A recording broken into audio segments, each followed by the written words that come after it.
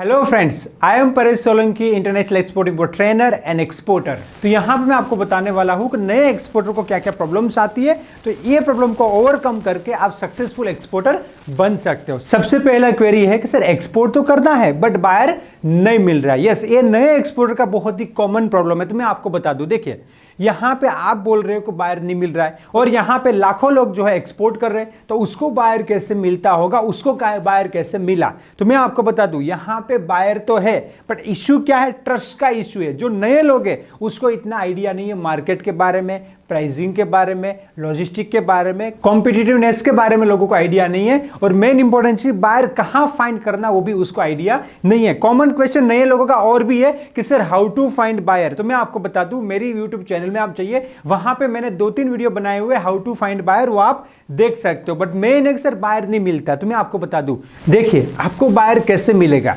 पहले तो आपको इंडस्ट्री का प्रॉपर स्टडी करना पड़ेगा। यहां पे आपका रीजन क्या एक्सपोर्ट करने का, वो इंपॉर्टेंट चीज है कि सर मुझे एक्सपोर्ट करना है। तो भाई एक्सपोर्ट क्यों करना है, सबसे पहले तो आपका रीजन जो है वो स्ट्रांग होना चाहिए, तभी आप एक सक्सेसफुल एक्सपोर्टर बन सकते हो। तो यहां पे आपको सारी चीजें समझनी पड़ेगी। दोस्तों पहला जो क्वेश्चन है कि सर बायर नहीं मिलता है। अब दूसरा क्वेश्चन नए एक्सपोर्टर का क्या है, वो है कि सर बायर रिप्लाई नहीं करता है। ये सबसे बड़ी प्रॉब्लम है नए एक्सपोर्टर की, क्योंकि बायर तो मार्केट में मिलता ही है। बायर का तो लिस्ट मार्केट में अवेलेबल है, पेड में लिस्ट अवेलेबल है, गूगल पे लिस्ट अवेलेबल है, तो बायर का लिस्ट अवेलेबल है। तो आपको बायर मिलता तो है बट मेन प्रॉब्लम कहां पे, देखिए ये सब आप समझोगे ना तभी आपको समझ में आएगा सर बायर रिप्लाई नहीं करता है। अब बायर रिप्लाई क्यों करेगा आप बताइए, आपका क्या यूएसपी है, आपने क्या मेल में लिखा है। जो नए एक्सपोर्टर है प्रॉपर मेल लिखते नहीं है, प्रोफेशनल मेल लिखते नहीं है, इवन प्रोफेशनल मेल आईडी का भी यूज नहीं करते। और कई लोगों को तो पता ही नहीं है प्रोफेशनल मेल आईडी क्या होता है। आप Gmail, Yahoo mail, Hotmail use कर रहे हो, प्रोफेशनल मेल आईडी नहीं है। प्रोफेशनल मेल आईडी मतलब पीछे कंपनी का नाम आना चाहिए, जैसे कि contact@pareshsolanki.com। तो जो वेबसाइट है आपका,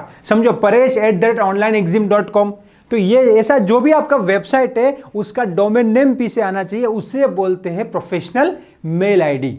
तो यहां पे ये मेरा मेल आईडी है, आप देख सकते हो contact@pareshsolanki.com। आपके पास कोई बिजनेस अपॉर्चुनिटी है तो आप मुझे मेल कर सकते हो। और एक्सपोर्ट इंपोर्ट सीखना चाहते हो, प्रैक्टिकली आप ट्रेनिंग लेना चाहते हो, आप नए एक्सपोर्टर हो, तो ट्रेनिंग ज्वाइन करने के लिए आपको यहां पे कॉल करना है, अपॉर्चुनिटी के लिए आपको यहां पे मेल करना है। और सक्सेसफुल एक्सपोर्टर बनने के लिए एवरीथिंग अबाउट एक्सपोर्ट इंपोर्ट हमारा जो ट्रेनिंग है वो ज्वाइन करने के लिए आप यहां पे कॉल कर सकते हो। तो सबसे पहले आपके पास प्रोफेशनल मेल आईडी होना चाहिए। मेल आईडी प्रोफेशनल होगा तो बायर थोड़ा रिप्लाई करेगा और उसको जरूरत होगी। देखिए इसमें मैं आपको बता दूं, मेरे पास बहुत सारे मेल आते हैं तो सबका रिप्लाई मैं नहीं करता हूं। क्यों नहीं करता हूं कि मैं उसको वो जो प्रपोजल भेज रहा है उसके अंदर मेरे को कोई इंटरेस्ट नहीं है, ये प्रैक्टिकल चीज है। तो रिप्लाई यहां पे इंटरनेशनल बिजनेस में थोड़ा कम आता है। तो आपको क्या रखना है, पेशेंट रखना है और धीरे धीरे आपको आगे बढ़ना है, तभी जाके आप सक्सेसफुल एक्सपोर्टर बन सकते हो। और ये सारी चीजें आपको पता होना चाहिए। और मेन है यूएसपी, आपका कोई एक्सपोर्ट के अंदर यूनिक सेलिंग पॉइंट होना चाहिए कि कोई आपसे क्यों खरीदेगा।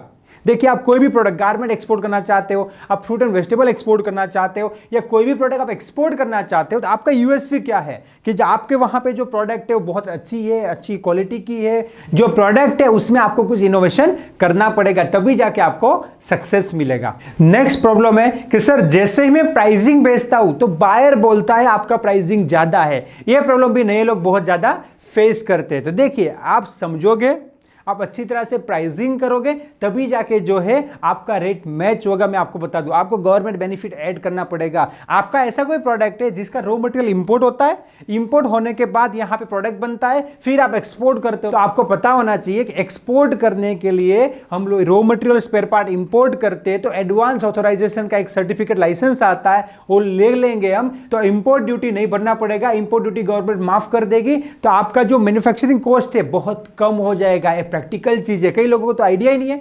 कई लोग तो क्या करते हैं, प्लस जीएसटी करके प्राइसिंग दे देते हैं, या फिर सप्लायर ने जीएसटी लगाया, बोला हमको तो लेना पड़ेगा।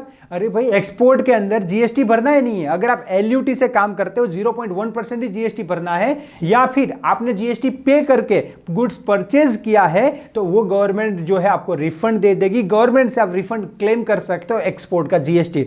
तो नए लोगों को जो है ये आइडिया नहीं है। मैं आपको बता दूं, मैंने जीरो से एक्सपोर्ट इंपोर्ट शुरू किया है तो मुझे भी पहले आइडिया नहीं था। मुझे भी ऐसे कोई आइडिया नहीं था, बट मैं करता गया, सीखता गया। कई लोग पूछते हैं सर आप एक्सपोर्ट इंपोर्ट कैसे सीखे? मैं ट्रायल एंड एरर से सीखा कि मैं करता गया, गलती की कि यहाँ पे वापस मिल सकता था, नहीं लिया, यहाँ पे गवर्नमेंट का बेनिफिट मिलता था, मैंने नहीं लिया, फिर मेरा प्राइसिंग अप हो गया। ये सब मैंने सीखा, प्रैक्टिकली सीखा, मैंने जीरो से शुरू किया है। तो मेरे को मालूम है कि यहाँ पे नए नए लोगों को क्या क्या प्रॉब्लम आती है। तो नए लोगों को जो है प्राइसिंग के बारे में डिटेल में समझना पड़ेगा, तभी जाके आपका जो प्राइसिंग है वो मैच होगा। ये बहुत इंपॉर्टेंट है। नेक्स्ट जो नए लोगों को प्रॉब्लम आता है कि सर एक्सपोर्ट इंपोर्ट बिजनेस के अंदर तो रिस्क है, तो मैं आपको बता दूं यहां पे रिस्क जीरो है। इंटरनेशनल बिजनेस के अंदर रिस्क जीरो है, 100% एडवांस में काम करना है। आप बताइए अब कहां रिस्क है? समझ में आ रहा है? और दूसरा रिस्क है, मैं आपको बता दूं, मेरा काम है आपको जेन्युइन इंफॉर्मेशन देना। अगर आप 100% एडवांस में काम करते हो तो यहां पे कोई रिस्क नहीं है। और यहां पे रिस्क है, कितना रिस्क है?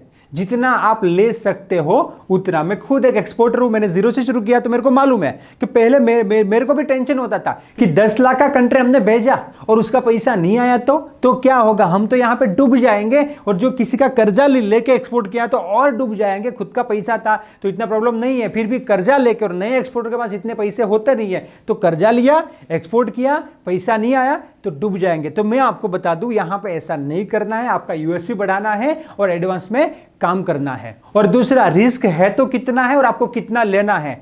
जितना आप रिस्क अफोर्ड कर सकते हो उतना आपको जो है रिस्क लेना है। मैं आपको बता दूं, मैं खुद एक्सपोर्ट करता हूं, एडवांस में भी एक्सपोर्ट करता हूं, और मैं उधारी में, दुबई में फ्रूट एंड वेजिटेबल एक्सपोर्ट करता हूं, उधारी में जाता है। दुबई का सिस्टम ही उधारी का है। जनरली मैं ट्रस्टेड सोर्सेज से काम करता हूं, तो इसमें कोई पेमेंट का प्रॉब्लम नहीं आता। फिर भी कुछ 2, 5, 10, 20 हजार का मार्केट के हिसाब से अप डाउन भी हुआ तो वो उतना मेरा रिस्क टेकिंग कैपेसिटी है, तो मुझे कोई फर्क नहीं पड़ता। अगर कुछ 10,000, 20,000, 50,000 का कुछ लॉस हुआ तो उतना मेरा कैपेसिटी है, तो कोई फर्क नहीं पड़ता। तो जितना आप रिस्क ले सकते हो उतना रिस्क आपको लेना है, वरना यहां पे एडवांस में भी बिजनेस होता है। थोड़ा आपको और मेहनत करना पड़ेगा, आपका जो प्रोडक्ट है उसका आपको यूएसपी क्रिएट करना पड़ेगा, अच्छी तरह से मार्केटिंग करना पड़ेगा, तो आप एडवांस में भी बिजनेस कर सकते हो।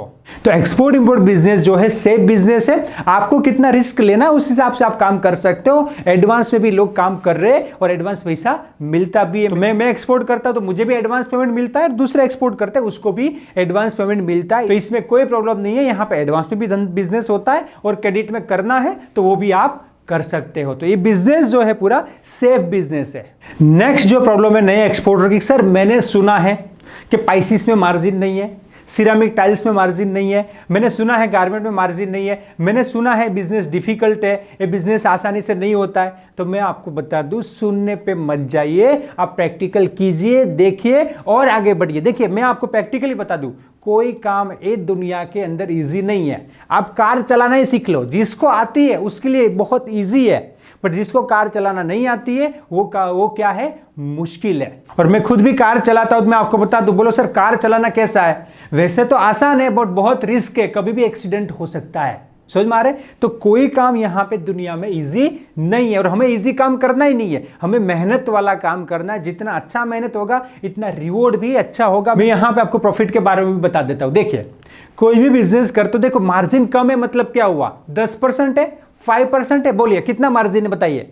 अब आप देखिए एक कंट्री का वैल्यू क्या होता है मालूम है आपको? कोई भी आप कंट्री बेचते हो तो 10 लाख से 20 लाख का कंट्री होता है। आप एलसीएल भी कर सकते हो, 1 लाख 2 लाख का भी एक्सपोर्ट कर सकते हो, कोई प्रॉब्लम नहीं है। बट जनरली जो आप एक कंट्री भरोगे तो 10 से 20 लाख का जो है कंटेनर का वैल्यू होगा। और हैंडीक्राफ्ट और होम डेकोर प्रोडक्ट की मैं बात करूं तो मैं खुद एक्सपोर्ट कर रहा हूं, एक कंट्री का वैल्यू होता है 25 लाख टू 30 लाख रुपया। इसमें एडवांस भी मिलता है तो कोई प्रॉब्लम नहीं, आप तो बता रहा हूं।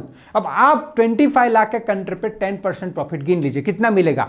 2.5 लाख रुपया एक कंट्री में मिलेगा। मैं कोई हवा में बात नहीं कर रहा हूं, मैं कोई हवा में बात नहीं कर रहा हूं, समझ में आ रहा है? 10% प्रॉफिट, आप 5% ही गिन लीजिए, 5% प्रॉफिट मिलता है तो 1,25,000 प्लस गवर्नमेंट का बेनिफिट वगैरह तो है, 5% हो गया। समझो 5% प्रॉफिट है, 5% गवर्नमेंट बेनिफिट है, तो भी आपको 10% हो गया। तो एक कंट्री पे आपको 2.5 लाख मिल रहा है। चलिए हम यहां पे कंट्री जो है लाइक कम अमाउंट का 10 लाख का ले लेते हैं, उसके ऊपर 10% प्रॉफिट है, एक कंट्री जाएगा 1 लाख मिलेगा।